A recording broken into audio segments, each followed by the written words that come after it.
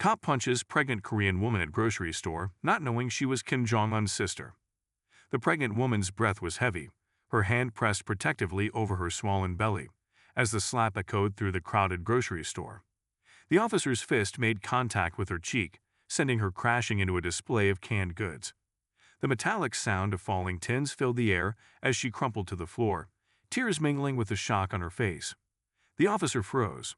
His eyes widened in horror, not because of what he had just done, but because he had no idea who this woman really was. A murmur ran through the crowd. People whispered, eyes darting from the woman to the officer. Then, a sharp voice cut through the confusion. "You just hit her." The voice came from an older man, a bystander who had been watching the scene unfold. His face was pale, eyes wide in disbelief. "Do you know who she is?" The officer took a step back, still confused. His hand hovered over his radio, ready to call for backup, but something was off. Something was terribly wrong. He had just hit a pregnant woman, yes, but there was something more. The air around him felt charged, as if everyone in the store was holding their breath, waiting for something. "Do you know who she is?" the old man repeated, his voice more urgent now. The officer's heart pounded in his chest. He shook his head, his grip tightening on the handle of his baton, unsure what was coming next. "You just hit the sister of Kim Jong-un." The words hung in the air, thick with tension. The officer's face drained of color. He had heard of her before, Kim Jong-un's sister, the mysterious woman who had been involved in international politics and military affairs. But he never imagined he'd find her here in a grocery store in the middle of a bustling American city. Before he could speak, the woman on the ground groaned, trying to push herself up. She winced, clutching her side. The pain was sharp, but her eyes were cold, calculating. This wasn't just any woman. This wasn't just a random pregnant shopper. This was someone powerful, someone dangerous. The store manager appeared out of nowhere, rushing toward the scene, but he wasn't looking at the officer. His gaze was fixed on the woman, the same woman who was now slowly pushing herself up, with a fury burning in her eyes. "What have you done?" the manager asked in a low voice, his hands shaking. The officer stood frozen, not knowing what to do. He had been trained to handle difficult situations, but this was beyond anything he had been prepared for. The woman, her eyes still on him, slowly stood to her feet. She didn't seem hurt, despite the force of the punch. Her lips curled into a small, dangerous smile. "You'll regret this," she said, her voice steady. "You just made a very big mistake."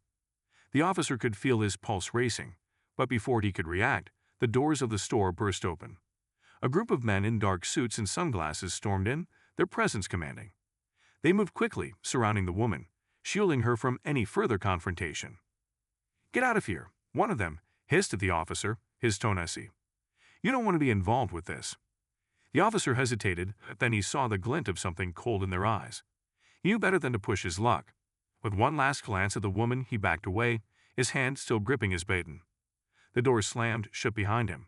Outside, the air felt suddenly colder. The officer's mind was spinning. What just happened? Why had he punched her? Why was she here? And most importantly, who were those men? But even as he stood there, trying to make sense of it all, he knew one thing for certain. This was far from over. Whatever had just unfolded in that grocery store was only the beginning. Something far bigger was at play. Earlier that day, Officer Mark Stevens had woken up to a typical morning. His alarm went off at 6:30 a.m. like it did every weekday, and he dragged himself out of bed, groggy but ready for another shift. He had been a police officer for over 6 years now, and for the most part, it had been routine. The occasional traffic stop, some shoplifting cases, and the typical low-level criminal activity. Nothing too extraordinary. He had no idea that today would change everything. He grabbed a quick breakfast, coffee and a bagel, and headed out the door to his patrol car. The morning sky was gray, the air cool but not unpleasant. He drove through the city streets, his mind still a little foggy from sleep, as the first shift of the day began. It was the kind of morning that felt uneventful, but calm before the storm. Mark had heard rumors about strange things happening around the city in recent weeks, reports of mysterious figures, odd behavior, and vague threats from unknown sources. But nothing ever came of it. It was probably just rumors, just people talking, he told himself. After all, there were always strange stories floating around the department. He had no idea how wrong he was. The grocery store where the incident occurred was just a few blocks away from his precinct. It wasn't the most upscale neighborhood, but it wasn't a bad one either. People came and went, running errands, picking up their essentials. Mark had been assigned to the area for the day, doing a routine foot patrol. The store was one of those small, family-owned places, crowded but not busy enough to make it feel overwhelming, just enough to give him a feeling of familiarity. He'd entered the store, mindlessly walking past the aisles, stopping only when he spotted an older woman struggling to reach a box of cereal on a high shelf. He had helped her, briefly exchanging pleasantries before moving on. It was a simple day, just like any other. But then it happened. Mark had been walking down the next aisle when he heard a loud crash. His heart skipped a beat. Something wasn't right. He rushed around the corner, his hand already reaching for his baton. That's when he saw her. The pregnant woman, standing in the middle of the aisle, her back to him as she faced another customer. He could hear the sharp words exchanged between them. Nothing out of the ordinary, just an argument over who was in the way. He didn't know what happened next, but before he could think, he was in motion. The adrenaline hit him hard, and the next thing he knew, his fist was flying through the air. The punch landed. He hadn't meant to hit her, not really. It just happened. It was like the tension in the air had reached its breaking point. His mind raced as he looked at the woman, crumpled on the floor, her eyes wide with disbelief. But then, just as quickly as it had all started, the atmosphere shifted. People began whispering. Murmurs filled the store. The woman's face, still pressed against the cold floor, looked up at him with an expression he couldn't quite read. Her lips curled into a smile that didn't feel reassuring. It was then that the old man spoke up. "You don't know who you just hit, do you?" He had asked, his voice thick with an odd mix of fear and respect. Mark's stomach dropped. The door slammed shut behind him. He was no longer alone. Mark stood frozen, his heart pounding in his chest as the door to the grocery store slammed shut behind him. His mind raced, the words of the old man echoing in his ears. "You don't know who you just hit, do you?"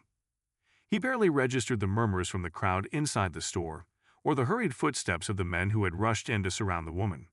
His hands trembled, and the cold air outside seemed to bite harder than usual. Kim Jong-un's sister, he muttered to himself, still trying to make sense of it. His mind couldn't quite grasp it. Was this some kind of joke? The idea seemed absurd. He had just punched a woman, yes, but he hadn't thought she was anyone special. Just another person, another day in the life of an officer. But now, everything had changed. Mark glanced nervously toward the door. The last thing he wanted was to get caught up in something bigger than he could handle. But what if this wasn't just a random woman? What if this was some kind of international incident? What if the man who had spoken in the store was right? What if he had just made one of the biggest mistakes of his life? "Hey, officer." The voice broke through his thoughts. He spun around to find Detective Carla Morgan, a colleague from his precinct, approaching him. She had a clipboard in hand and a stern look on her face. "What's going on?" she asked, her eyes scanning the front of the store. Mark's hand instinctively went to his holster, the weight of his baton comforting him, but his mind was still foggy from the shock of the incident. "You heard about the woman inside?" he asked, his voice shaky. Carla frowned. "I heard something, yeah. It sounded like a fight. What happened?" Mark hesitated, then let out a breath. He wasn't sure how to explain it. How could he? Even he didn't fully understand. I hit her," he said finally.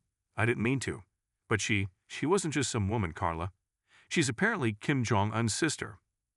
Carla blinked, clearly not expecting that. She shifted her weight from one foot to the other, her expression unreadable. "Are you serious?" "I don't know," Mark said, his voice tense. "But the guy in there, he said she was. And those men who came in with her, they were different. Like they were protecting her. I didn't know what to do." Carla sighed and glanced over her shoulder, looking toward the store. "You might want to get your story straight. You don't just hit someone like that, especially not someone with connections like this." The words hit him like a slap to the face. He had never thought about the consequences of his actions. It was just a punch, just an altercation, nothing more. But now it felt like he had crossed some line he couldn't erase. "I know," he muttered. "I'm not sure what came over me. I just lost control for a second." Carla looked at him with narrowed eyes. "You've got a lot of explaining to do. We both do. You better hope this isn't as bad as it sounds. Because if it is, well, we'll both be in deep." A silence stretched between them, thick with the weight of the situation. The bustling street around them felt suddenly distant, as if the world had slowed down. Mark could hear his own heartbeat pounding in his ears, but there was no time to linger on that. "Where are they now?" Carl asked, breaking the silence.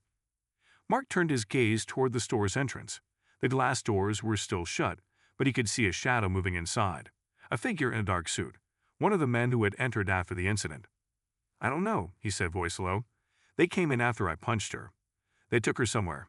But those guys, they didn't look like your average security guards. More like bodyguards." Carla's expression darkened. "Great, just what we needed. We need to figure out where she went, and fast."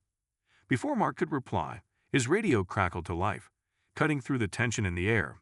He instinctively reached for it, hoping to hear something that would help make sense of the chaos that had just unfolded. "Officer Stevens," the voice on the other end said, "we've got a situation downtown.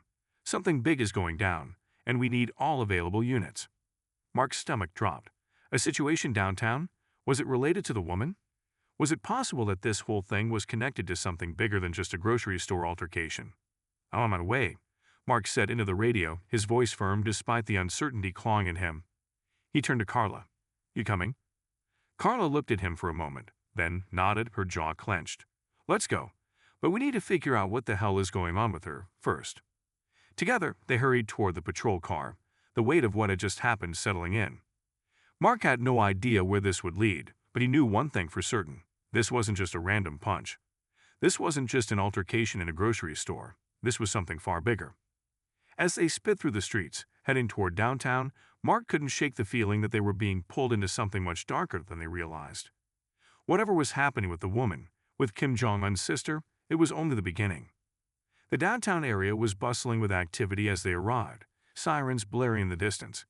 Mark's eyes scanned the crowd as they pulled into the nearest parking lot, his mind still reeling from the events of the morning. What was going on? What was he missing?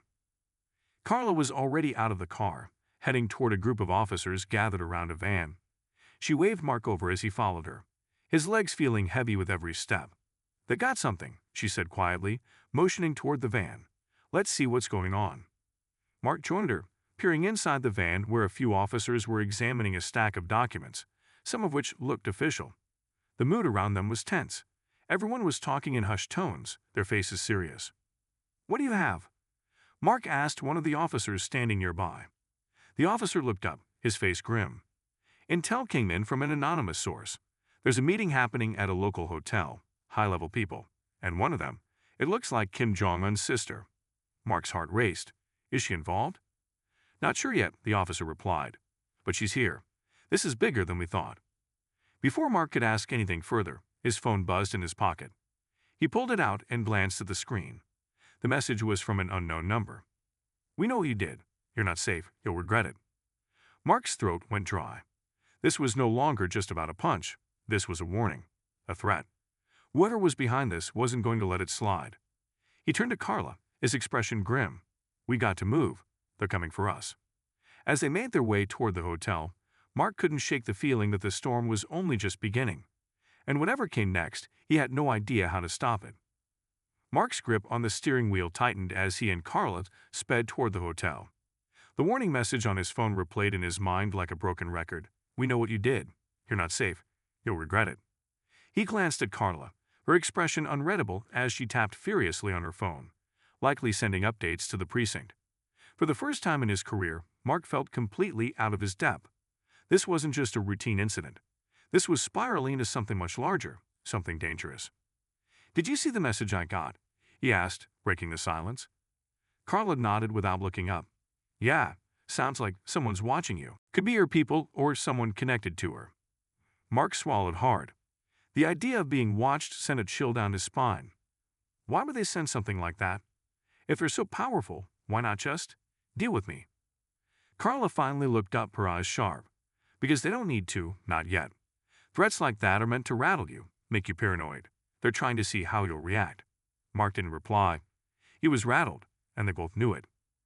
As they pulled up to the hotel, a sleek high-rise building in the heart of downtown, they could already see the commotion.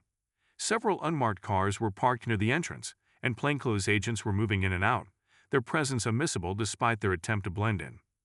"This doesn't feel good," Carla muttered as they stepped out of the car. "No kidding," Mark replied. They approached the entrance, flashing their badges to a man in a black suit who looked like he'd rather be anywhere else. He glanced at their credentials, then stepped aside without a word. The lobby was bustling with activity, officers, agents, and what appeared to be hotel staff, all moving with purpose. "Detective Morgan," a voice called from across the room. Carla turned to see a man approaching, his suit crisp and his expression unreadable. He was tall, with a commanding presence that made Mark uneasy. "Agent Fields," Carla said, extending her hand. "FBI?" "Correct," the man replied, shaking her hand briefly. He turned to Mark, his gaze lingering a little too long. "And this must be Officer Stevens." Mark stiffened. "That's me?" Fields studied him for a moment before nodding. "We've been expecting you. Come with me."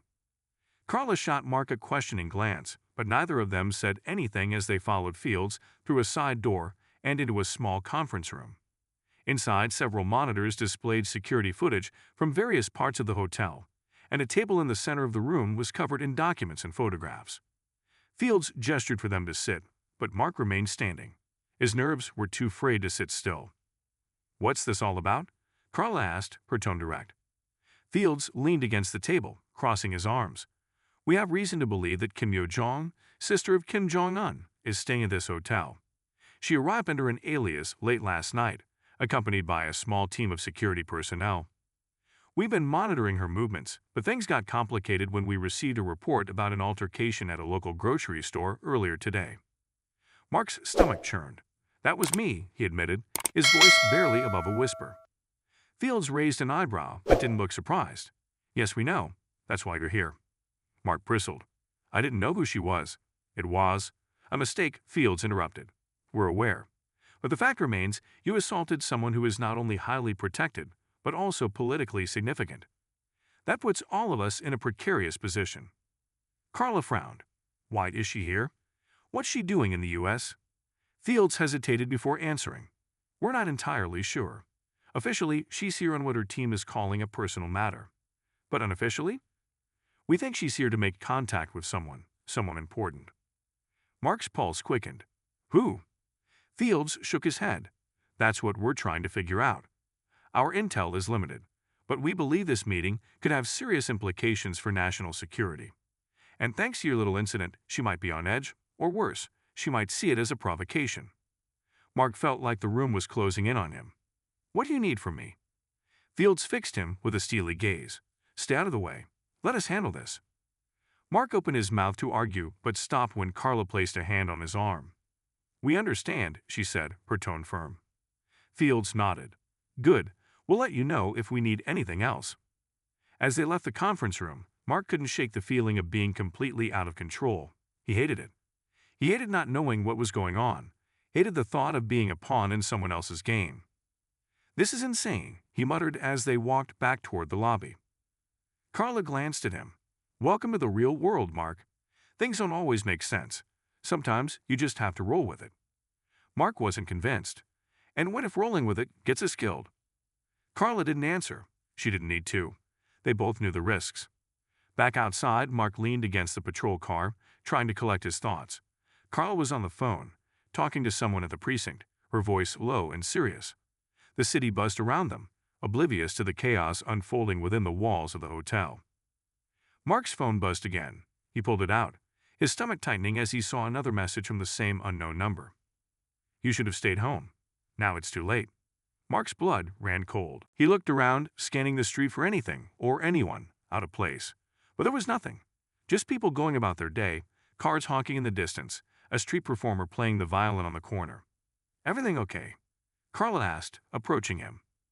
Mark showed her the message. Her jaw tightened as she read it. "This isn't just a coincidence," she said. "They're watching you." Mark nodded, his mind racing. "But why me? I'm nobody, just a cop who made a mistake." Carla's eyes narrowed. "Maybe, or maybe they think you're more important than you realize." Before Mark could respond, a loud explosion rocked the street. The sound was deafening, and the force of the blast sent people scattering in all directions. Mark and Carla hit the ground as debris rained down around them. Mark's ears rang as he scrambled to his feet, his eyes darting toward the source of the explosion. Smoke billowed from the side of the hotel, flames licking at the shattered windows. "Oh my God," Carla whispered. "It's starting." Mark didn't need to ask what she meant. Whatever was happening, whatever had brought Kim Yo-jong to this city, it was no longer a quiet affair. The explosion was a message, a declaration. And Mark knew, deep down, that he was at the center of it all. The blast echoed in Mark's ears, still ringing long after the smoke began to billow from the side of the hotel. People screamed as they ran for cover, scattering like ants in a broken colony. Mark and Carla barely had time to process what was happening before they were on their feet, adrenaline spiking through their veins. "Stay down," Carla yelled, pulling him toward a nearby alley for cover. Mark barely registered her words as his mind raced. The explosion wasn't just an accident. It was deliberate. Whoever was behind it was sending a clear message. And judging by the intensity of the blast, it wasn't just an intimidation tactic. It was a warning that things were about to escalate, and fast. "We need to move," Mark said, his voice hoarse. If this was a diversion, there could be more coming. Carla didn't hesitate. They both knew the risks. There was no time to waste. They needed answers, and fast, before this spiral completely unraveled. They hurried around the back of the alley, staying out of sight. The streets were in chaos, but it was clear the explosion wasn't random. The hotel wasn't just a target. It was a statement. The flames licked at the sides of the building, and the sound of sirens grew louder by the second. But there was no immediate sense of safety, just the overwhelming tension that something else was about to happen. "What the hell is going on, Carla?" Mark said as they moved toward a quieter part of the street. "I wish I knew," she replied, looking over her shoulder as they continued to move. "But we need to figure it out before this whole city ends up in flames." They reached a small cafe a block away from the explosion. The cafe, a local spot, had an open outdoor seating area that was now almost entirely empty except for a few frightened patrons huddling under the awning. Carla motioned for Mark to follow her inside. As soon as they entered, the barista, an older man with a gray beard, looked up, his eyes wide. "You two okay?" he asked, his voice shaking. "We're fine," Mark said, trying to sound reassuring. "But we need to talk. Is there a back way out of here?" The barista hesitated, looking from Mark to Carla, before nodding slowly. "Yeah, there's a back exit through the kitchen. But you two, you don't look like you should be involved in whatever's going on." "We don't have much of a choice," Carla said, her voice low but firm. "Get us out the back. We're looking for information." The man didn't argue. Instead, he led them through the kitchen, where the smell of freshly brewed coffee mixed with the acrid scent of burnt toast. The back exit was a narrow alleyway that led directly to a side street, and once they were out, the chaos of the explosion seemed distant, at least for the moment. Mark glanced over at Carla. "We need to find out where Yo-jong went. They moved her. She's the key to this." Carla nodded, her eyes narrowing. "Agreed. Let's get to the precinct and figure out our next move." They made their way toward the patrol car, the tension still thick in the air. It felt as if the entire city had suddenly become a powder keg, and the explosion at the hotel was just the first spark. They had no idea what would happen next, but Mark knew one thing for sure: they were in deep. Back at the precinct, Mark and Carla were greeted by the usual controlled chaos. Officers running in and out of rooms, radios crackling with updates from the scene. But it wasn't just the explosion that was on everyone's mind. There was something bigger going on, and it was clear that Mark and Carla were at the center of it all. "Detective Morgan, Officer Stevens," a voice called from across the room. It was Captain Jordan, a solid, no-nonsense officer who didn't waste time with pleasantries. "We need to talk." Mark and Carla exchanged a glance before heading toward his office. The captain was sitting behind his desk, the usual stern look on his face.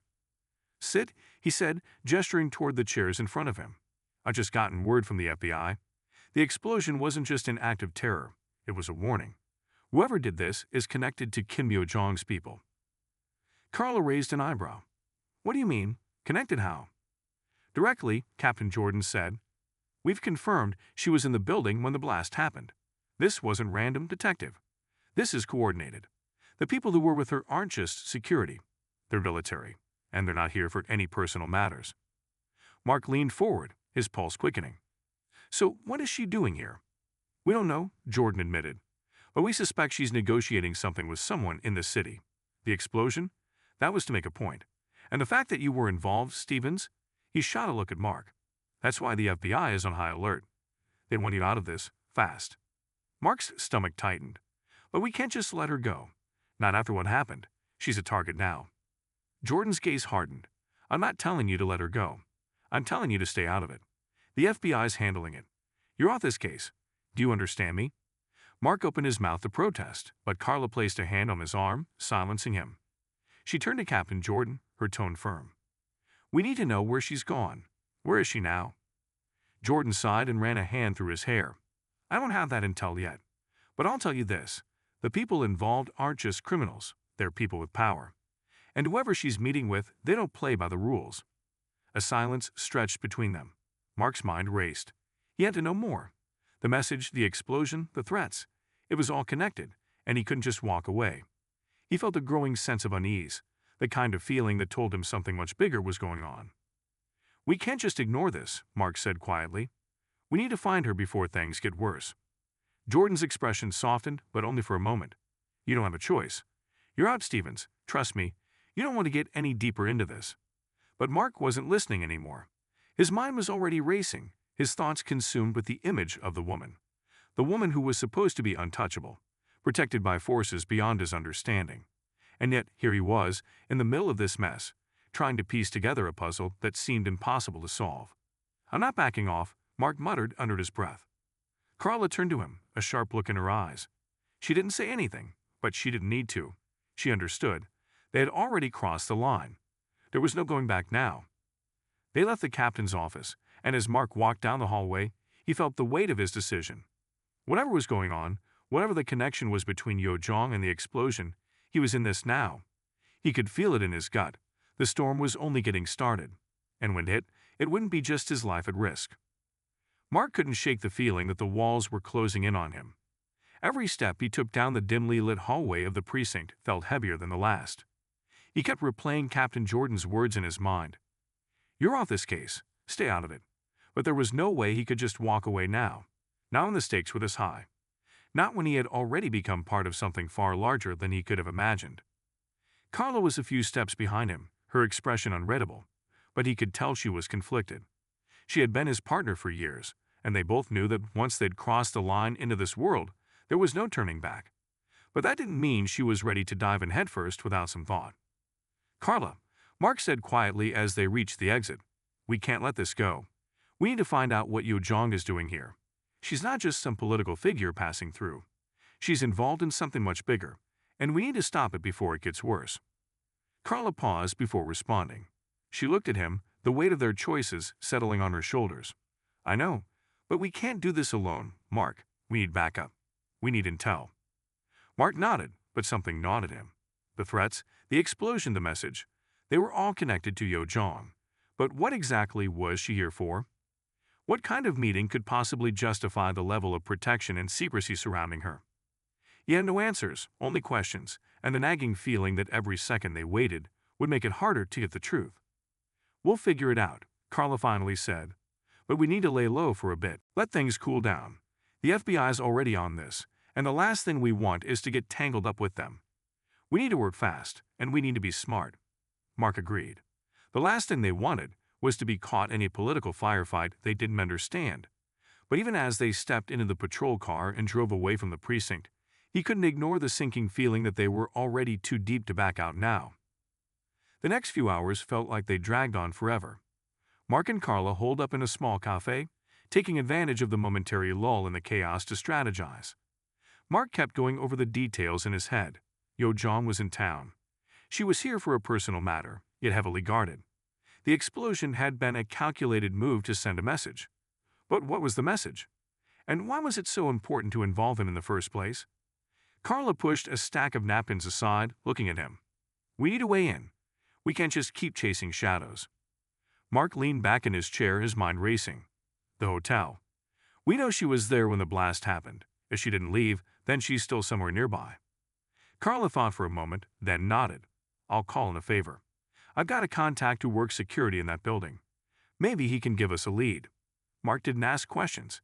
He knew Carla had her ways of getting information, ways that didn't always fall within the rules. It was one of the reasons she was such a good detective. As she made the call, Mark's thoughts wandered again to the explosion. He could still hear the deafening roar in his head, the shockwave that had almost knocked him off his feet. But what haunted him even more than the blast itself was the look on the faces of the people who had been there when it happened. The terror, the confusion.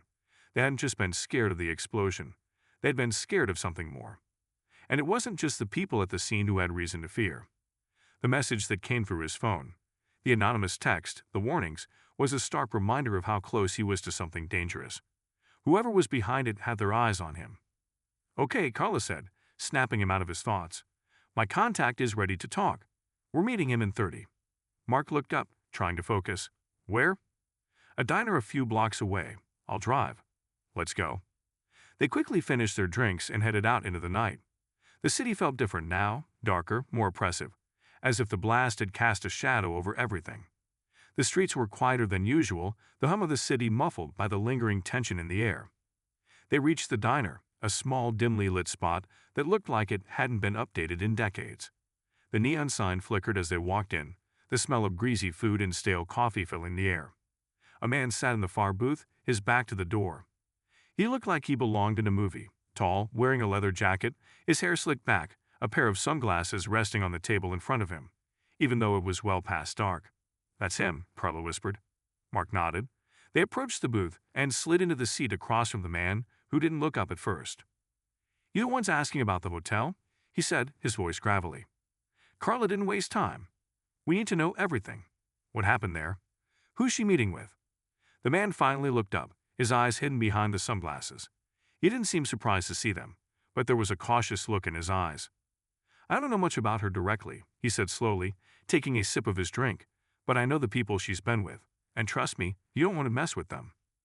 Mark leaned forward, trying to mask the frustration in his voice. We don't have time for games. Tell us what you know, and we can all walk out of here. The man stared at him for a moment, then sighed. All right, I've heard whispers. Yo Jong isn't just in town for a vacation. She's here for something big. There's a meeting scheduled, high-level stuff. I don't know all the details, but it's tied to some big business deal, something with a lot of money. But it's more than that. The people involved aren't just businessmen. They've got connections, and not just local ones. Mark's curiosity piqued. What kind of connections? The man leaned in closer, lowering his voice. Government. The kind of people who don't like being exposed. Whoever she's meeting with is trying to make a deal for something that'll change things, big things, and they don't want anyone poking around. Carla's eyes narrowed. And you think that's why the explosion happened? The man nodded grimly. Yeah, they're making a statement. They're warning anyone who tries to interfere, including you. Mark's mind raced. A high-stakes meeting involving Kim Yo-jong. Government connections. A deal that could change things. Everything about it screamed danger. I need to know where this meeting is, Mark said, his voice steady but urgent. The man hesitated. I can't give you that. But I'll tell you this. You won't get to her if you don't have protection. These guys, they're not playing. They'll make you disappear before you even get close. Carla's expression hardened. We'll take our chances. The man studied her for a moment, then gave a slow nod. You're going to need it. As they left the diner, Mark felt the gravity of the situation settling on him. Whoever Yo Jong was meeting with, whoever was behind this, was playing a dangerous game. And now, for better or worse, Mark and Carla were in the middle of it. The next move could determine not only their futures, but the future of everything they thought they knew. The night air was heavy with tension as Mark and Carla drove through the quiet streets, the weight of the man's words lingering between them. You won't get to her if you don't have protection. It felt like a warning, one that had come far too late. But now there was no going back. They were already in deep, and they couldn't turn away. Not when they were so close to unraveling something that felt as though it could shake the foundations of everything they knew. Mark's grip tightened on the steering wheel. Protection. What the hell does that even mean? You think we should just walk into a meeting like that with bodyguards? Carla didn't answer immediately. Instead, she stared out the window, her mind clearly working through the implications of what they just learned. Maybe not bodyguards, but there's no way we're walking into this thing blind. If these people are as connected as he says, they'll be watching us, and we need to be ready. Mark nodded, but his mind was elsewhere, running through the scenario over and over. Who were these powerful people that Yo Jong was meeting with? What was this mysterious deal that had the potential to change everything? He couldn't shake the feeling that they were missing something crucial, something that could turn the tide in their favor if they just knew where to look. Let's head back to the precinct, Carla finally said, breaking the silence. We need to get our hands on any intel we can, and we need to lay low for a bit. If they're watching us, we can't afford to make ourselves more of a target. Mark agreed, even though every instinct in him screamed to do the opposite. He wasn't about to just wait for something to happen. But Carla was right. They needed more information. They needed a plan. As they pulled into the precinct parking lot, Mark felt the weight of the case pressing down on him, the feeling that they were heading toward a cliff, and every step they took only pushed them closer to the edge. Inside the precinct, the atmosphere was as tense as it had been earlier, but there was no time for small talk. Mark and Carla didn't stop to greet anyone. They made their way straight to the briefing room. Mark immediately went to the desk where the case files were stacked high. He pulled out a folder, flipping through it with practiced speed, but he didn't find anything new. Nothing that would tell them more about Yo Jong's visit. Nothing about the mysterious people she was meeting. Carla stood at the whiteboard, looking over a few notes. "We need to think bigger," she said. "This isn't just about the hotel, the explosion, or the threats. There's a bigger picture here, and I think we're missing it." Mark looked up, confused. "What do you mean?" "Think about it," Carla said, tapping the board. "Yo Jong is a high-profile figure, so why come to the U.S. at all? Why the secrecy? And what's this deal she's making? It's not about just money or business. These are people who can make things happen, people with power." Mark felt a cold shiver run down his spine. "So it's political?" Carla nodded. "I think so, maybe more than that. If it's political, then we're dealing with people who know how to play the game, and we're way out of our depth." Mark ran a hand through his hair. "We've been out of our depth since the moment we got involved in this. But we have to get to her, Carla. If we can stop this meeting, whatever it is, maybe we can prevent whatever happens next." The sound of footsteps echoed in the hallway outside. Mark's heart skipped a beat as the door opened, revealing Captain Jordan. His face was tense, his brow furrowed with frustration. "You two need to come with me," he said, his voice low but urgent. Carla had exchanged a quick glance with Mark, then followed the captain out of the room. They walked down the hallway in silence, Mark feeling his heart rate spike. Whatever was going on now, it wasn't good. They entered Captain Jordan's office, and Mark immediately saw the issue. Several officers were standing around the room, their faces grim. A large map of the city was pinned to the wall, with red pins marking different locations, all clustered around the downtown area. "What's this?" Mark asked. "Intel just came in," Captain Jordan said, his voice tight. "The FBI's been tracking Yo Jong's movements, and it looks like she's about to make a big move, somewhere downtown. We don't know the exact location, but we know it's happening soon. She's not here just for business. She's meeting someone important." Mark's pulse quickened. "Who?" Jordan didn't answer right away, but he gestured toward a photo on his desk. It was a grainy shot of a man in a suit, standing near a luxury car in front of an office building. This man was seen leaving the hotel earlier today. "We think he's the one Yo Jong's meeting with, but we haven't been able to identify him. Not yet." Mark felt a pang of frustration. The clock was ticking. Every minute they spent chasing dead ends was another minute that Yo Jong and whoever she was meeting with were one step ahead of them. "We need to move fast," Carla said, her voice decisive. "If we can track down this guy, we can figure out what's going on, and we can stop it before it goes any further." Captain Jordan nodded, but his eyes were filled with uncertainty. "The problem is, we don't know where they're meeting. We need to find that out, and fast." Mark took a deep breath. "We'll figure it out. You got any leads?" Jordan hesitated. "There's one place I think we should check. A building downtown. An old warehouse. It's been linked to some shady deals in the past. If they're meeting anywhere, it could be there." Carla gave a sharp nod. "Let's go." As they left the precinct, Mark's mind was already racing ahead. They were running out of time, and the more he thought about it, the more certain he became. This wasn't just about a simple meeting. Whatever Yo Jong was involved in, it had the potential to change everything. The explosion, the threats, the secrecy. It was all part of a larger plan. A plan that they were only beginning to unravel. The warehouse loomed ahead as they pulled into the parking lot. It was an imposing, nondescript building, with only a few lights visible inside. Mark could feel the tension rising in the pit of his stomach as he got out of the car. They weren't just going to confront Yo Jong's people. They were walking straight into a hornet's nest. They moved quietly, sticking to the shadows as they approached the entrance.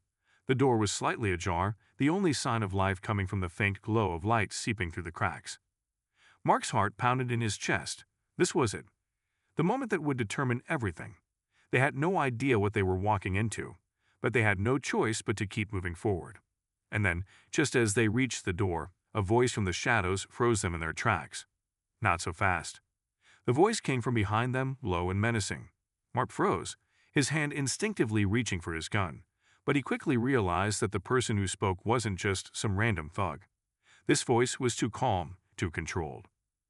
"Turn around slowly," the voice continued, sharper this time.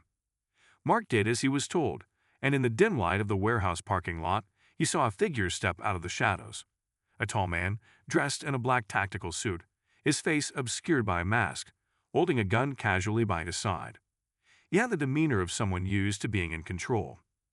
Carla shifted slightly to Mark's side, her hand on her own weapon, but she didn't draw it. Not yet. "Who the hell are you?" Mark demanded, his voice tense, trying to mask the nervousness that was creeping up on him. The man didn't answer immediately. Instead, he studied them both for a moment, his eyes hidden beneath the mask. His movements were smooth, deliberate. He didn't look like he was in a hurry, and that made Mark's gut tighten. The calmness of the situation felt off, unnervingly so. "I could ask you the same thing," the man finally replied. His voice was smooth, like he'd done this before. "But I'm not in the mood for games." Mark kept his stance steady. "We're looking for someone. A woman named Kim Yo-jong. She's in this building. Where is she?" The masked man's eyes flicked to Carla for a brief second before he turned back to Mark. "You're not the first people to come looking for her tonight," he said, almost with a hint of amusement in his voice. "But you're the first to get this close. Too close, in fact." Mark felt the weight of the situation sink in. "We're not leaving without answers." The man's lips curled into a faint, almost pitying smile. "Then you're going to be very disappointed." Before Mark could react, the man took a step forward, the gun never leaving his side. It wasn't a threat. It was more like a warning, a message, and it hit Mark like a slap in the face. "We've been waiting for you," the man added, his tone still calm, but with an underlying edge of menace. "You and your little investigation. You think you're helping? You think you're getting closer. You're only digging your own grave." Carla was already moving, her hand reaching for her radio. But Mark stopped her with a sharp gesture. "No, we don't know what we're dealing with here. Let's play it cool for now." Carla hesitated, clearly unwilling to give in to the man's intimidation tactics. But after a long moment, she nodded slightly and dropped her hand. The masked man seemed pleased with their restraint. "Smart. You're not completely stupid then. But you're not getting any further. This is where your little adventure ends." Mark's heart was racing now, but his mind stayed focused. He knew he had to keep talking, to buy them time. "I don't think you're in the position to tell us what to do. We have questions, and we'll need answers, one way or another." The man's eyes flashed with something almost like amusement before his face hardened again. "Let's make one thing clear. You don't get to make demands here, not when the stakes are so high. You're dealing with forces that you can't even begin to understand. This whole thing, it's not just a case. It's much bigger than that. It's about power, and you two are just pawns in a game we can't win." A chill ran down Mark's spine. He had known something was off from the start, something about the way Yo-jong's visit was being handled, the veiled threats, the explosion. But hearing it confirmed made the hairs on the back of his neck stand up. This wasn't about politics. It wasn't about a simple meeting or a business deal. It was much, much bigger. Before Mark could respond, the man raised his gun, pointing it directly at him. "I'm going to give you one last chance," he said coldly. "Leave, right now, or I'll make sure you never get the answers you're looking for." Carla's hand twitched toward her weapon, but Mark was quicker. He held his hand out in front of her, signaling for her to hold off. "We're not going anywhere," Mark said, his voice steady but carrying a weight of determination. "You're not scaring us off. You're going to tell us what we need to know." The man stared at them for a long, tense moment, the barrel of the gun unwavering. Finally, with a slow, deliberate movement, he lowered the weapon and tucked it into the holster at his side. "Very well," he said, "but remember, you asked for this." Before Mark could process the situation further, the man turned and walked toward the door of the warehouse, pushing it open with one smooth motion. The creaking of the door echoed through the night, and Mark and Carla exchanged a quick glance. "Stay sharp," Carla whispered, her voice barely audible. They followed the man, keeping a safe distance, every step bringing them closer to whatever lay ahead. As they moved through the darkened hallways of the warehouse, the air grew colder, and the silence seemed to stretch on forever. The only sounds were the echoes of their footsteps and the occasional faint creak of the building settling. They finally reached a large open room at the far end of the warehouse. The space was dimly lit, with a few scattered lights hanging from the ceiling, casting long shadows across the floor. In the center of the room stood a large wooden table, surrounded by several men in suits. At the far end of the table, sitting with her back to them, was Kim Yo-jong. She was exactly as Mark had imagined her, poised, calm, and utterly unbothered by their presence. Her eyes flicked up to meet his as they stepped into the room, and for a brief moment, Mark swore he saw a flicker of recognition in her gaze. She didn't seem surprised to see them, and that made him uneasy. The masked man stepped forward, standing at attention. "They're here," he said simply. Yo Jong didn't move. She remained seated, her hands folded neatly in front of her. The other men in the room were silent, their expressions unreadable. "I know why you're here," she said, her voice cutting through the tension. "And I know what you think you're doing, but you're out of your league. All of you are." Mark took a step forward, his jaw tightening. "I don't care what game you're playing. We're stopping you." Yo Jong's lips curled into a small, almost amused smile. "You think you can stop this? You think you can stop us? You're just two people against an empire. A system you don't understand." Mark's eyes narrowed. "We'll see about that." But as he said those words, the door to the warehouse slammed shut behind them, and the sound of footsteps echoed from the dark corners of the room. Mark didn't need to look to know that they were surrounded, and just like that, the trap had been set. The door slammed shut with a deafening thud, and the sound of footsteps echoed from the far corners of the room. Mark felt his breath catch in his throat as he scanned the dimly lit space. His instincts screamed that they were surrounded. Carla's hand hovered near her gun, but she didn't draw it. Yet, neither of them moved. Kim Yo Jong's calm, almost detached expression didn't change as she surveyed them from the far end of the table. The men around her, suits, ties, and cold eyes, remained still, their focus unbroken. Mark could feel the pressure building in the air, like a storm about to break. The tension was unbearable, thick enough to cut with a knife. "I told you," Yo Jong said, her voice steady. "You don't know who you're dealing with, and now you made a very bad choice." Mark's mind raced. What was she playing at? What game were they all part of? The pieces were in motion, and he was still trying to figure out where he stood in all of it. Was she trying to intimidate them? Was this a warning, or was she about to make her move? "Bad choice?" Carla asked, her voice low, but sharp. "You think we're scared of you?" For the first time, Yo Jong's lips curled into a faint smile. It wasn't kind. No, but he should be. Before Mark could respond, the sound of more footsteps echoed from behind them, and the doors to the room opened again. Two more men stepped inside, both tall and imposing. They were armed, their eyes locked onto Mark and Carla with a chilling focus. They weren't here to negotiate. They were here to control. Mark didn't flinch, but his mind was racing. If they were going to get out of this alive, they needed to act fast. Yo Jong might have had the upper hand in this room, but she didn't know everything. She didn't know about the backup they had called in, and she didn't know how far Mark was willing to go. "I don't think you understand," Yo Jong continued, her gaze cold. "You can walk out of here now, and no harm will come to you. But keep pushing, and I won't be responsible for what happens next." Mark's pulse quickened. It wasn't a threat. It was a warning, but it didn't matter. They had come this far. There was no turning back. "I'm not leaving until I get answers," Mark said, his voice firm. Carla nodded, her eyes never leaving Yo Jong. "We're not here to play games, and we're not going anywhere. So tell us what's going on.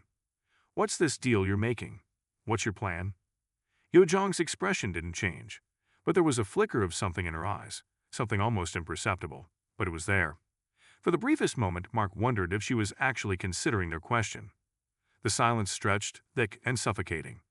Then, with a small but deliberate motion, Yo Jong stood up from her seat.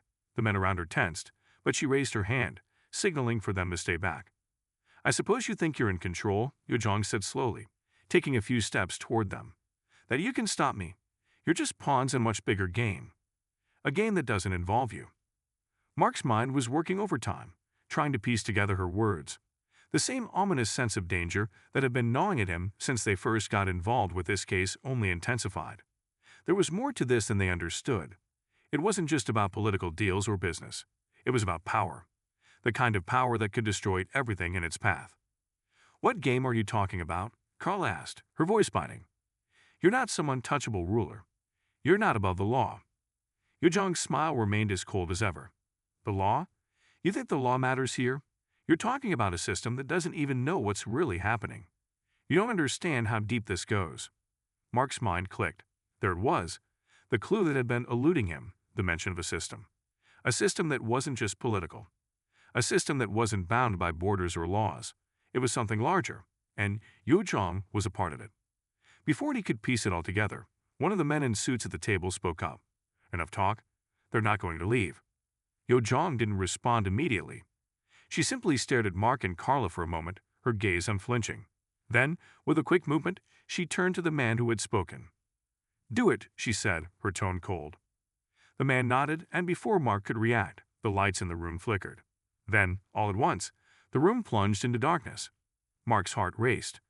His senses went on high alert as he heard the sound of footsteps behind them, the shuffle of people moving in the dark. Carla grabbed his arm, her voice urgent in the pitch black. "Get to cover. Now." Mark didn't wait for a second invitation. He grabbed her wrist and pulled her toward the nearest pillar, their footsteps muffled by the thick silence. The only sounds were the distant hum of the warehouse and the faint shuffle of boots on concrete. Then, as if on cue, the silence was shattered by a loud crash. Carla instinctively ducked behind the pillar, pulling Mark with her. The crash was followed by the unmistakable sound of gunfire, rapid, deafening pops that echoed in the vast empty space. Mark's pulse skyrocketed. It was chaos. They had no idea where the shots were coming from. Whoever these men were, they were trained. They knew how to move in the dark. Carla's voice was tight with urgency. "We need to find a way out of here. They're setting us up." Mark didn't argue. His mind was already calculating their escape. They had backup, but they were still on their own in the moment. They couldn't afford to be pinned down for long. Suddenly a burst of light illuminated the room, blinding and harsh. Mark squinted, trying to make out the source. It wasn't from the lights. It came from the far side of the room. A flare or some sort of signal. "Move!" Mark shouted, pulling Carla to her feet and dashing toward the nearest exit. But as they ran, Mark felt something cold and sharp bite into his shoulder. The impact knocked him off balance, and he stumbled, almost falling. Carla's hand shot out to steady him, but it was too late. Another figure appeared in front of them, an armed guard, blocking their path. He didn't hesitate. The gun was raised in an instant. "Stop," the man shouted. "You won't get away." Mark barely had time to react before the world exploded into blinding light, followed by the deafening sound of a blast. Everything went black. The world was a blur of disjointed flashes and muffled noises. Mark's body felt heavy, like he was trapped underwater, unable to move. His head throbbed painfully, a dull ache that pulsed with each heartbeat. Slowly, the world around him began to come into focus. He was lying on a cold concrete floor, the sharp tang of metal and dust in the air.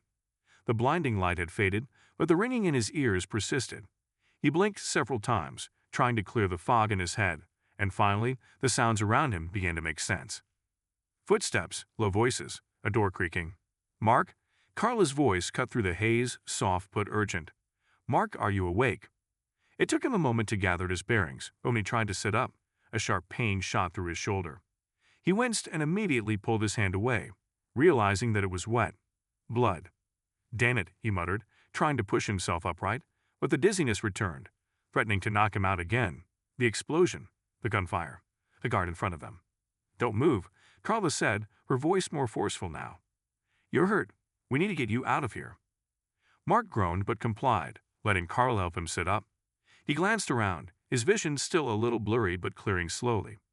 They were no longer in the warehouse. They had been moved.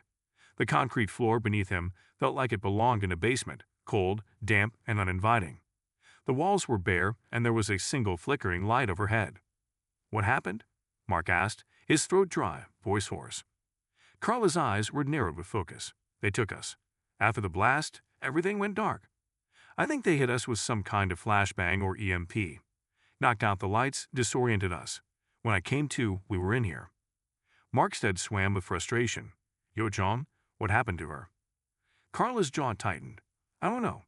They got away. We're lucky they didn't finish us off when we were out. But we're alive. For now." Mark clenched his fists, trying to push through the fog in his brain.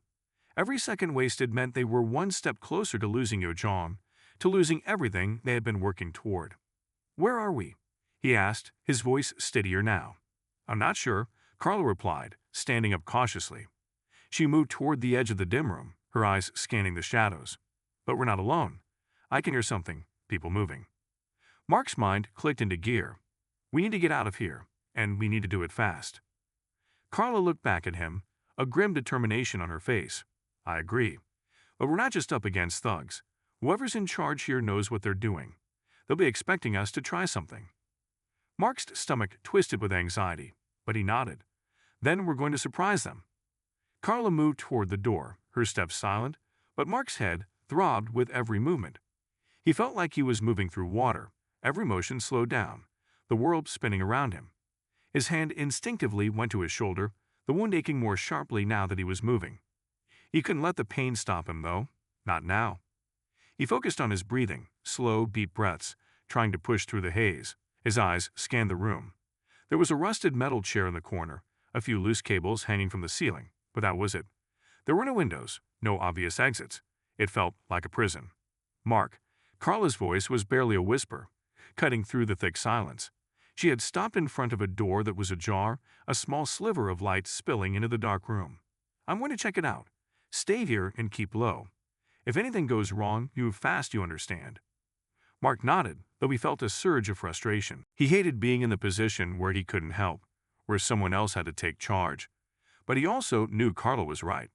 He was in no shape to rush headfirst into a fight. Carla slipped through the door, her movements quick and quiet. Mark waited, listening intently, his heart pounding in his chest. Every creak of the building, every shift of air, felt amplified in the silence. The seconds dragged on. And then, a loud thud echoed from the hallway. It was followed by more footsteps, fast, heavy, unmistakably coming toward him. His pulse shot up. His instincts screamed that this was it, that they were about to be caught. He could already hear the sound of voices shouting from the hall. Someone had noticed the door was open. Mark's mind raced. He needed to move, but his body felt like it was made of lead. He gritted his teeth and tried to stand, but the pain in his shoulder flared again, threatening to knock him off balance. Suddenly, the door flew open, and a man stepped into the room, one of the armed guards. His eyes locked onto Mark, and for a moment, time seemed to freeze. Mark didn't hesitate. With the last of his strength, he lunged toward the guard, knocking him off balance and sending him crashing into the wall. The man stumbled, but he quickly regained his footing, drawing his weapon. Mark grabbed the nearest object, an old metal pipe, and swung it with all the force he could muster. It connected with the guard's arm, sending the weapon flying from his hand. But the guard wasn't done. He lunged at Mark, trying to overpower him. For a moment, Mark felt like he was drowning in the sheer weight of the man's strength, his head still spinning, his body slow to react. The pain in his shoulder was unbearable now, but he couldn't afford to let it stop him. Carla's voice suddenly cut through the chaos. "Mark, behind you." Mark twisted just in time to see a second figure enter the room, a second guard, this one holding a baton. He swung it toward Mark, aiming for his head. Without thinking, Mark ducked low, feeling the rush of air as the baton swung overhead. He rose quickly, using the momentum to grab the second guard's arm and twist it behind his back, slamming him into the wall. The man grunted in pain, but Mark didn't let go. He pulled the baton from the guard's hand and swung it, knocking him unconscious with a single blow. Breathing heavily, Mark took a moment to collect himself. His vision blurred, but the adrenaline pushed him forward. Carla was already at the door, peering into the hallway. "We need to move now," she said urgently. Mark nodded, forcing himself to his feet. They had a chance, an opening. But it wouldn't last long. He didn't know how much time they had before the whole building would be on high alert. "Let's go," he said, his voice tight. They moved quickly, Carla leading the way as they slipped into the hallway. The dim light flickered overhead as they hurried down the corridor, past door after door that seemed to lead nowhere. The building felt like a maze, claustrophobic and endless. At the end of the hall, a staircase led upward. Mark's body screamed in protest as he climbed, the pain in his shoulder flaring with every step. But he couldn't stop. Not now. They reached the top of the stairs, and Mark saw a faint glow of daylight coming from a cracked door. They were close. Carla reached for the door handle, and Mark's breath caught in his throat. The sound of footsteps echoed from the hallway below. They had only seconds before they were surrounded again. With a quick glance at Carla, Mark knew they had no choice. They had to make it through that door.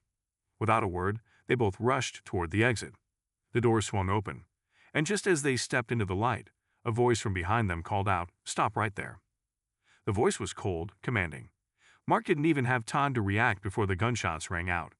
The gunshots rang out, their deafening sound splitting the quiet morning air. Mark's heart lurched in his chest as he instinctively ducked, pulling Carla to the side. His body moved before his mind could catch up, years of training and reflex kicking in, overriding the dull pain that had settled deep in his shoulder. They were in the open now, the sunlight blinding after the darkness of the building. The sudden burst of light made it difficult to see, but they couldn't afford to hesitate. There was no choice but to move fast. Carla didn't wait for instructions. She grabbed Mark's wrist and pulled him toward a nearby alley, the sound of boots pounding behind them echoing in their ears. They ran blindly, their legs burning, but they didn't dare stop. They could hear the guards shouting behind them, their voices full of urgency. "Keep running," Carla urged, her voice tense. Mark's breathing was ragged, but he kept up with her, each step more difficult than the last. His vision was blurry, and he could feel the blood trickling down his arm, pooling on his shirt. His shoulder wound was worse than he thought, and it made everything feel like a haze, his head swimming, his legs like lead. But there was no room for weakness. Not now. They turned a corner, ducking into a narrow side street, hoping to lose their pursuers in the winding maze of alleyways. Mark's eyes darted around, searching for any kind of escape. They needed to find cover, and fast. Behind them, the sound of footsteps grew louder, closer. They weren't alone anymore. Someone had followed them into the alley. Mark glanced back, catching sight of two figures, guards running in pursuit, their guns raised. They had no intention of letting them go. But this time, Mark wasn't going to wait for them to close the distance. Without a word, he yanked Carla down behind a dumpster, his arm wrapping around her to pull her out of sight. They crouched low, listening, their breathing harsh in the silence. A few moments passed, the footsteps grew louder, and then, crash. A sudden noise from further down the alley broke the stillness, followed by the unmistakable sound of a voice yelling, "Over there." Mark's pulse spiked, adrenaline surging. The guards had spotted them. "They're coming," Carla whispered, her voice tight with urgency. "What do we do now?" Mark didn't answer immediately. His mind was racing, but he had no good options. They were cornered, outnumbered. He glanced at Carla's face, her eyes wide with fear, but there was something else there, too. Determination. He wasn't about to let them die here, not after everything they'd been through. He could still move. He could still fight. "We made them regret chasing us," Mark said, his voice steady despite the pounding in his chest. He didn't give Carla time to respond. He stood up quickly, pulling his gun from its holster and taking aim at the corner of the alley where the guards were closing in. His grip was shaky, his vision swimming, but he couldn't afford to hesitate. He squeezed the trigger. The first guard fell, the shot hitting him in the chest. The second one hesitated for just a moment, enough time for Carla to take her shot, hitting him in the leg and sending him sprawling to the ground with a yell. But there was no time to savor their small victory. Mark heard the sound of more voices, more footsteps. "Move," he yelled, grabbing Carla's arm again and pulling her to her feet. They had seconds before more reinforcements arrived. They had to keep running. They sprinted through the alley, weaving between trash bins and dumpsters, their footsteps echoing off the brick walls. Behind them, the sound of more guards chasing them grew louder. Mark didn't look back. He couldn't afford to. All he could do was focus on the path ahead, on finding escape. And then, just as they rounded another corner, Mark's eyes locked onto something. A car parked on the side of the road, its engine running. It was their only chance. "Car," Mark shouted, his voice hoarse from exertion. "Get in." They ran for it, Carla a step ahead, reaching the car's door and yanking it open. Mark stumbled after her, half falling into the passenger seat, his breath coming in ragged gasps. The driver's side door slammed open, and the car roared to life. Without a moment's hesitation, the driver gunned the engine and sped off, tearing down the street. Mark barely had time to register the figure behind the wheel before the car shot forward, taking them down an unfamiliar road at breakneck speed. He turned his head just in time to catch sight of the guards' figures in the rearview mirror, too far behind to catch up now. For the first time since everything had started, Mark allowed himself to breathe, even if only for a moment. They were safe for now. Carla didn't speak immediately. She was still catching her breath, her eyes flicking nervously between the road ahead and Mark. She seemed as disoriented as he felt. "Who the hell was that driver?" Mark asked, his voice hoarse. Carla looked at him, her eyes wide with a mix of confusion and disbelief. "I don't know, but I think they just saved us." Mark frowned, trying to clear the fog in his brain. "We don't know who's on our side anymore. We're walking a thin line here." Carla nodded, but her expression was far from reassuring. "I know, but for now, we have a chance to figure out what the hell is going on. We need to lay low and figure out who we can trust." Mark glanced out the window. The buildings were passing by too quickly, and the cityscape was becoming unfamiliar. His mind kept flashing back to Yojong's words, pawns in a game too big to understand. And now they were in it, knee-deep in something much larger than they could have imagined. Someone had orchestrated this whole thing, someone who knew they would be coming. But why? What did Yojong and her people want from them? What was the game they were playing? They didn't have the answers yet, but the truth was out there, and they weren't giving up until they found it. The car sped through the streets, weaving in and out of traffic with skillful precision. Mark tried to focus, trying to make sense of everything that had happened, but his thoughts kept spiraling back to Yo-jong. She had been calm, too calm, during their encounter at the warehouse. There had been a message in her eyes, a warning, maybe, or a challenge. But whatever it wasn't over. The car made a sharp turn onto a narrow side street, slowing as it approached an unmarked building. The driver eased the vehicle to a stop in front of an old warehouse, its exterior faded and peeling from years of neglect. There were no signs, no indication of what might be inside, but Mark had the distinct feeling that this place was a lot more than it appeared. The engine cut out, and the driver's door opened. A tall, broad-shouldered man stepped out, wearing a long coat and a baseball cap that hid most of his face. He didn't wait for them to move. Instead, he walked around the car and opened the back door. "Come on," the man said gruffly. "We don't have much time." Carla was the first to react, sliding out of the car with a tense grace, her hand still near her gun. Mark followed quickly, trying to shake off the fog in his mind. His shoulders still burned with pain, but it was manageable. For now. The man didn't say another word as he led them into the building. The doors creaked as they swung open, revealing a dimly lit interior. The floor was covered in dust, the air thick with the scent of old wood and mildew. It looked abandoned, but Mark could feel the tension hanging in the air. They were being watched. "Stay close," the man muttered, leading them through a narrow corridor toward a door at the far end. "We've got some people inside who can help, but you need to stay quiet. No one knows you're here." Carl had exchanged a glance with Mark, but she didn't question him. They were far beyond the point of questioning anyone's motives. It didn't matter who this guy was or what he wanted. They had bigger problems. They had to figure out who was pulling the strings, and why they were so desperate to silence them. The door at the end of the hall opened into a small room. There were a few folding chairs scattered around a table, and a couple of worn-out couches pushed against the walls. A few people were gathered there, mostly men in casual clothes, their faces rough and tired. No one spoke as they walked in, but their eyes tracked every movement. The man who had led them and shut the door behind him and turned to the group. "They're here," he said simply. One of the men, a middle-aged guy with a scruffy beard, nodded and gestured to a pair of chairs by the wall. "Sit. We don't have long." Mark sat down without hesitation, his gaze still flicking around the room. He was trying to make sense of it all, trying to figure out how the pieces fit together. These weren't just random people. They were connected. But to what? To who? Carla settled beside him, her posture tense but controlled. She wasn't about to let her guard down just because they were inside some hidden safe house. One of the men in the group spoke up. "We need to talk." Mark didn't say anything at first. He couldn't shake the feeling that they were walking into a trap. But there was nothing to be done about it now. They had to trust someone. If these people were on their side, then they might be their only chance. The bearded man continued. "You two, you are in over your heads. You've been making a lot of noise, asking the wrong questions. You need to stop, before you get yourselves killed." Mark didn't flinch, but he could feel the anger rising in his chest. "We don't take orders from anyone. We're not here to play games. We need information about Yo-jong, about what's happening. What's going on here?" The bearded man let out a low, bitter laugh. "You think Yo-jong is the problem. She's a pawn in a much bigger game. The people you're dealing with, they don't care about borders. They don't care about countries. They care about power, control, and you two are in the middle of it." Mark's blood ran cold. He had suspected as much, but hearing it confirmed hit him like a ton of bricks. Everything had pointed to something larger than just a political struggle. This was about something much bigger, something that reached far beyond their own government or even North Korea. "What do you mean bigger?" Carla asked, her voice low but sharp. "Who's behind this? Who's pulling the strings?" The bearded man leaned forward, his voice dropping to a whisper.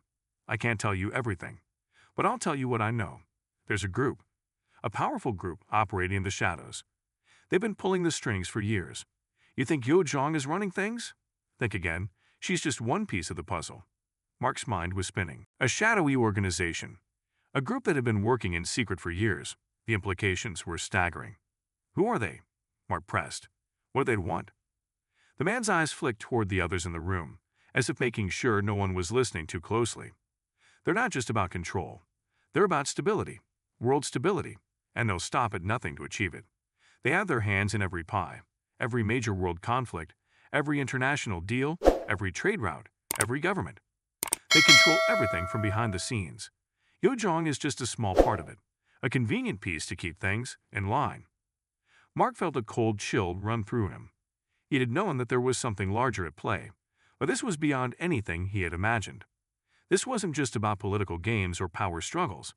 This was about world domination, and they were in the middle of it, whether they liked it or not. "You're telling me this group is global?" Carla asked, her voice incredulous. The man nodded grimly. "Exactly. They'd operate under the radar, using people like Yo Jong to advance their interests. But they're not the only ones. There are others, people in power all over the world, in places you wouldn't even think to look." Mark's brain was running at full speed now. His instincts screamed that this wasn't just about North Korea. This was about a hidden network of power that stretched across the globe, manipulating everything from behind closed doors. And he and Carla, were stuck right in the middle of it. "How do we stop them?" Mark asked, his voice firm. "How do we bring them down?" The man hesitated, looking between the two of them. "You can't. Not alone. This isn't something you can fix with a couple of bullets. You need to know who you're dealing with, and that's going to take time. If you want to stop them, you need to learn who they really are, how they operate." Carla's eyes narrowed. "And how are we supposed to do that?" The man shrugged, a dark grin spreading across his face. "You start by surviving the next few days. After that, maybe we'll talk." Mark sat back in his chair, the weight of their situation crashing down on him. This wasn't just a fight for their lives anymore. It was a battle for control of a world they didn't even know was being controlled in the first place. They had no idea who they could trust. And the one person who might have had the answers, Yo Jong, was now out of their reach, playing a part in a game much bigger than they could comprehend. But one thing was certain, they couldn't back down. Not now. Not when the stakes were this high. "All right," Mark said, his voice low but steady. "We'll survive. But you better give us something to work with, and fast." The man didn't answer right away, but Mark could see the hesitation in his eyes. The people behind this were dangerous, and they weren't going to stop until they had everything they wanted. And Mark and Carla were going to make sure that didn't happen. The room was heavy with silence. The man who had led them inside, the one with the gruff voice, still hadn't said anything. He was staring at Mark, his dark eyes measuring him, as though trying to decide whether the two of them were worth the risk. Mark, for his part, was done with waiting. He was tired of being in the dark, tired of feeling like every decision they made was a step deeper into a pit they couldn't escape from. The world they had known had shifted overnight, no longer just about survival in a chaotic world, but about fighting to stay alive against an invisible enemy with endless reach. Carla leaned forward, her eyes fixed on the man in front of them. "You said we can't stop them alone. But you didn't tell us how we're supposed to stop them at all," she said, her voice low but firm. The man's gaze shifted between Mark and Carla before he finally sighed and leaned back in his chair. "I don't know how to stop them. Not completely. All I know is what we've been trying to do for the past few years. Gather intel, keep the pressure on, take down their operations piece by piece. But it's like trying to cut the head off a snake. You take one down, and two more show up to take its place. They're everywhere, and they're watching you even when you don't know it." Mark's jaw tightened. It wasn't the answer he wanted, but it was the answer he needed to hear. There was no magic bullet. They were on their own. For now, at least. Carla nodded, her expression serious. "Then we keep digging. We can't stop now. We need to find out who they are, who's running this, and what their endgame is." The bearded man grunted in agreement but didn't speak. He reached into his jacket and pulled out a small flash drive, tossing it across the table toward Mark. "Take this. It's everything we have on their financial network, contacts, known operatives, the works. It's not much, but it's a start." Mark grabbed the drive, his fingers brushing the cold plastic. The weight of it felt heavier than it should have, like it carried all the answers they needed but would never provide. "And what do you want in exchange?" Mark asked, already knowing the answer. The man didn't hesitate. "We stay in the shadows. If you're planning to make a move, you do it quietly. This group, this network they've built, has eyes everywhere. You might not think you're being watched, but trust me, you are. If you start making noise, they'll come for you." Carla's gaze flicked to the door, her eyes sharp, taking in every detail of the room, as if mapping their escape routes. "And if we don't follow your rules?" she asked quietly. The man gave a slow, almost imperceptible smile. "Then you'll be dead before you know it. There's no if about it. This group, they don't just play the game, they own it." Mark leaned back in his chair, his fingers tightening around the flash drive. Everything about this situation screamed danger. Not just for them, but for anyone who might get caught in the crossfire. It was hard to even imagine a world where this shadowy group didn't control every angle, every move. "We'll follow your rules," he said finally. "But only because we don't have a choice. We need information. All of it." The bearded man nodded once, but it wasn't with reassurance. It was a warning. He wasn't handing them a lifeline. He was offering them just enough to keep going, enough to keep them alive at least for a while. "Good. Now if you'll excuse me, I need to make some calls. You two, stay out of sight. If you're not careful, they'll track you down before you even realize it." The man turned away, walking toward a small desk in the corner of the room. Mark and Carla exchanged a glance, both understanding the weight of what had just been said. "We can't stop now," Carla murmured, more to herself than to Mark. "Not until we know who's behind all of this." Mark stood up, his legs stiff but strong. "Agreed. But we need to get out of here first. The longer we stay in one place, the higher the risk." Carla stood up, adjusting the gun on her hip. "We'll go after dark. The fewer people see us, the better. We'll lay low, follow the lead from the flash drive, and keep digging. We can't let them catch us off guard again." As they prepared to leave, the bearded man called out to them, his voice cold. "Be careful out there. These people, whoever they are, they're playing a game you're not prepared for." Mark turned back to him, his mind already on the next move. "We'll figure it out. We're used to dangerous games." The man gave them a curt nod, his face unreadable. "Don't make the mistake of thinking this is a game you can win." Without another word, he turned away, disappearing into the shadows of the room. Mark and Carla exchanged one last glance before heading for the door. The city outside was eerily quiet as they stepped back into the streets. It was as though the world itself was holding its breath, waiting for something terrible to happen. Mark could feel it, the tension hanging in the air, the sense of an impending storm. They had no idea who was watching, who might be following them now, or what the next move would be. All they knew was that they couldn't stop, not until they had answers. They slipped through the streets as quickly as they could, sticking to the shadows and avoiding busy areas. Mark's mind raced as he thought about the flash drive, the files they had been given, and how they might help them understand what was truly going on. But deep down, he knew this was just the beginning. They had barely scratched the surface. The deeper they went, the more dangerous it would become. And as much as Mark hated to admit it, he knew they were walking a thin line. One wrong move, one slip-up, and everything could come crashing down. But there was no going back now. They were in this fight, whether they were ready or not. The only thing left to do was fight to survive. Weeks had passed since Mark and Carla had first stepped into that dimly lit warehouse, since they had learned that the world they knew was nothing but a puppet show, and the strings were pulled by forces too powerful to confront head-on. They had followed every lead, gathered every scrap of information, and fought to stay ahead of the shadowy figures who were always one step behind them. They had trusted no one, made alliances with those who could offer something useful, and burned bridges when they had to. The flash drive had led them down a twisted path, a labyrinth of financial records, coded messages, and names they never thought would surface. The more they uncovered, the more it became clear. The network was vast, its influence stretching far beyond what anyone could have imagined. It was embedded in governments, corporations, intelligence agencies, anywhere power could be exerted. They'd barely scraped the surface of the people behind this operation before they were forced to go underground, disappearing into the maze of a world that was both familiar and alien to them. They had taken down a few of the smaller players, people who were expendable in the eyes of the true masterminds. But the deeper they dug, the more they realized how little they understood about the full scope of what was at play. Carla had taken to keeping a low profile, moving from safe house to safe house, and Mark had become obsessed. He couldn't stop thinking about the names they had uncovered, the connections that seemed to span the globe. But the more time they spent chasing these shadows, the more isolated they became, trapped in a cycle of endless pursuit and never quite reaching the truth. And then, one night, Mark got a call. It wasn't the first time. They had received anonymous calls before, from people claiming to have information, or from voices that gave cryptic warnings. But this one was different. This one came with a message, a direct one.